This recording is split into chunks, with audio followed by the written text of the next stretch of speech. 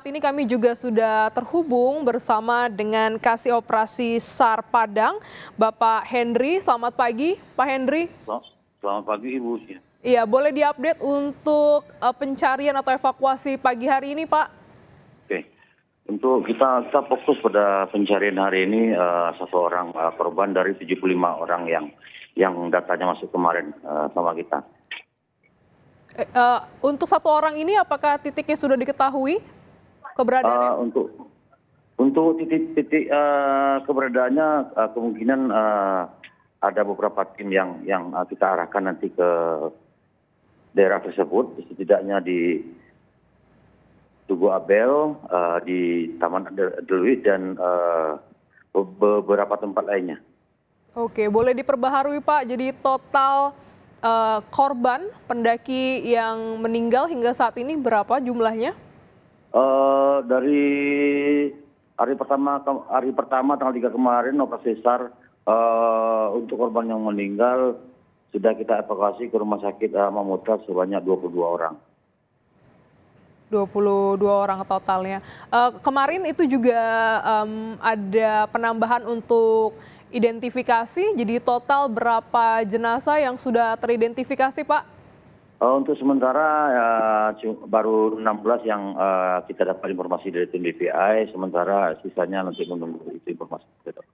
Oke, tadi kami mendapat informasi dari jurnalis Kompas TV di lapangan bahwa ada selisih data dari posko antemortem yang dibuka begitu dengan jumlah pendaki yang sebelumnya dikabarkan hilang atau dicari. Bagaimana tim SAR menyelesaikan ini, Pak?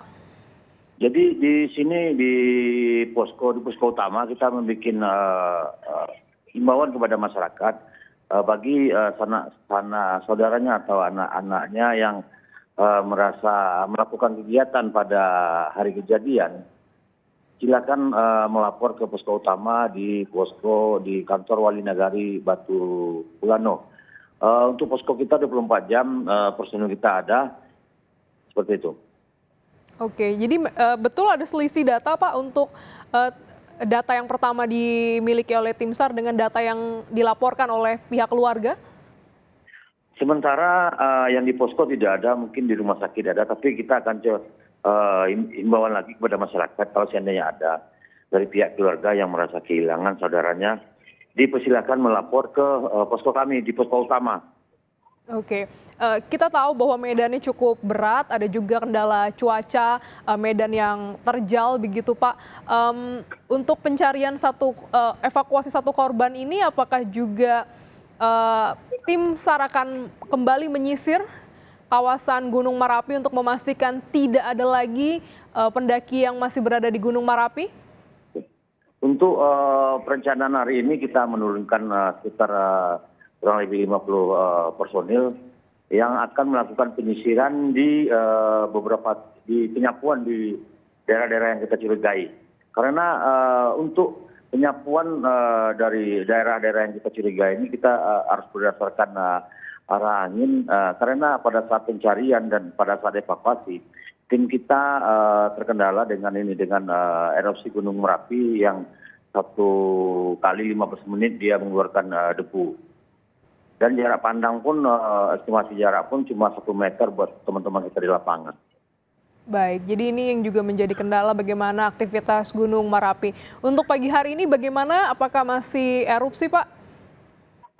Sementara Gunung Merapi nggak bisa kita lihat, tertutup awan. Oke, untuk hari ini pemetaannya akan seperti apa Pak untuk strategi penyisiran dan juga evakuasi, identifikasi Pak?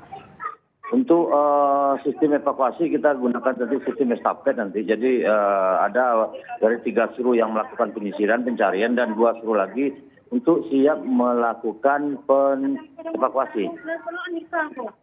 Oke, jadi ada yang menyisir, ada juga yang menjemput untuk bisa segera dibawa ke rumah sakit terdekat begitu ya Pak? Betul, begitu. Oke, bagaimana juga dengan keamanan dan keselamatan para tim SAR gabungan yang hari ini bekerja, Pak? Jadi untuk sementara keberangkatan tim kita lepaskan anggota ini dengan kelengkapan APD-nya masing-masing. Yang pertama harus memakai helm safety, kacamata, sarung tangan, baju pelindung. Jadi keselamatan menjadi yang utama. Betul. Untuk satu korban ini bagaimana kondisinya, Pak? Bagaimana, Bu? Bagaimana untuk kondisinya? Satu orang maksudnya? Satu korban yang akan dievakuasi ini kondisinya dalam kondisi meninggal dunia atau seperti apa?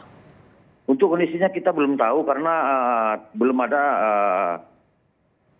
Kalau untuk kondisinya kita belum tahu. Yang jelas kita akan melakukan penyisiran di beberapa titik yang kita curigai. Oke, Pak, kalau tadi kan Bapak bilang juga melihat bagaimana arah angin begitu ya untuk melakukan penyisiran. Sebenarnya untuk Gunung Merapi ini bisa masuk dari jalur mana saja, Pak? Apakah hanya dalam satu jalur pendakian atau ada sejumlah jalur pendakian ini menjadi titik penyisiran dari tim SAR gabungan? Untuk pintu masuk ke Gunung Merapi ini cukup banyak, tetapi yang menjadi tolak ukur bagi kita di mana teman-teman yang kita evakuasi ini posisinya banyak di sana. Jadi kita fokuskan dua pintu masuk di sini. Yang pertama di pintu 5 di posko BKSDA dan jalur Trabas. Seperti itu. Oke, baik. Jadi memang ada banyak pintu masuk untuk pendakian di Gunung Merapi dan ini yang menjadi pertimbangan tim SAR gabungan kembali menyisir untuk melakukan evakuasi dan juga pencarian ya. Mungkin Pak untuk hari ini memastikan tidak ada lagi pendaki yang berada di kawasan Gunung Merapi. Lantas bagaimana dengan masyarakat? Apakah hari ini dilibatkan kembali untuk proses pencarian? Untuk antusias masyarakat banyak sekali, mereka mau membantu Basarnas terkait pelaksanaan operasi SAR kali ini gitu, Mbak. Oke, baik. Terima kasih Bapak Henry, Kasih Operasi SAR Padang telah bergabung dalam Breaking News Kompas TV.